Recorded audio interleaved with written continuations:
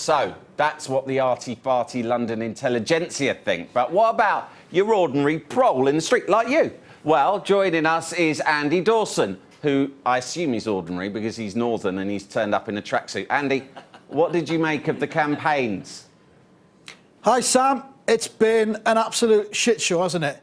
Let's use this novelty Theresa May pork-scratching dispenser to unveil the worst fucking bits of the worst fucking election ever.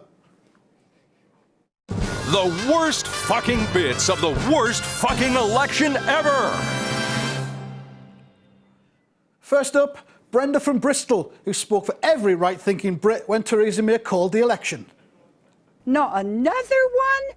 Oh, for God's sake, I can't stand this. There's too much politics going on at the moment. Why does she need to do it? Look at the blind panic on her face. You can see that she's thinking of all the things she'd rather endure than a 7-week election campaign. 2 months in hospital being devoured by a flesh-eating virus, another series of that David Walliams sketch show, a vajazzle carried out by David Walliams.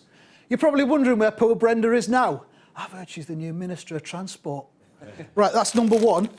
Next, Boris Johnson, indulging in some of his trademark banter with Labour MP Andrew Gwynn.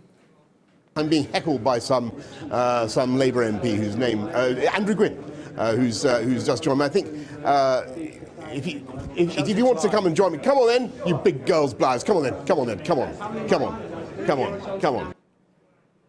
Big girl's blouse.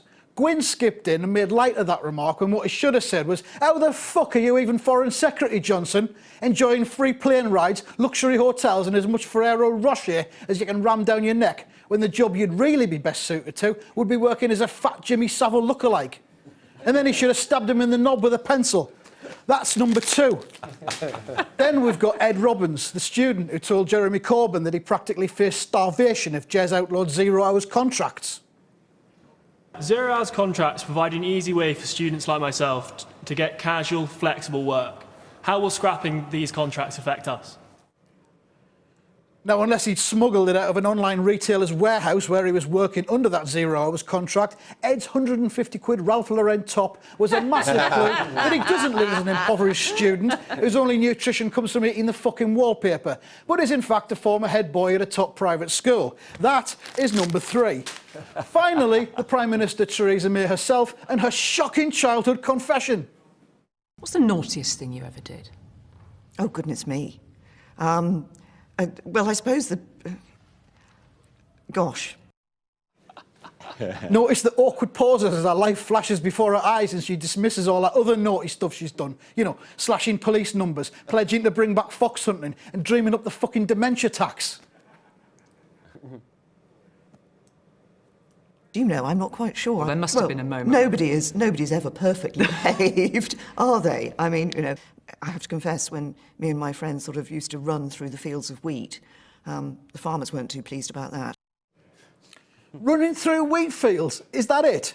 Theresa May grew up in an era where you were never ever more than 500 yards from a ripped up porn mag that had been secreted away in a hedgerow.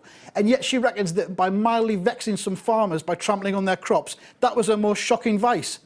I mean, I'm doing something even naughtier than that right now, inside this tracksuit, and you'll never know what it is. That's number four. Oh, God. Back to you, Sam. Lovely stuff, Andy. Andy, any final thoughts? Well, the sum total of the Tories' election campaign was just some meaningless phrases parroted over and over again with all the power of a slow puncture in a Victorian sex doll. Jeremy Corbyn hadn't been so miserably inept for the past 18 months, polling so low that he pretty much caused this pointless election himself. We might all be celebrating a utopian Labour government now, with the fastest trains in the world and free jelly tots on our doormats every Friday. But no. You'd think it would be hard to imagine a worse Prime Minister than David Cameron, a man who gave us the EU referendum and gave a dead pig one in the face. And yet here we are now, with Theresa May clinging to power by teaming up with a gang of Irish MPs that have emerged from a TARDIS straight from the 17th century. Who, or even what, will we get as the next PM that could possibly be any worse than Theresa May? A blob of animal fat in the shape of a swastika that's been wired up to a car battery? I'd fucking vote for it. I think we all would, Andy. Thank you.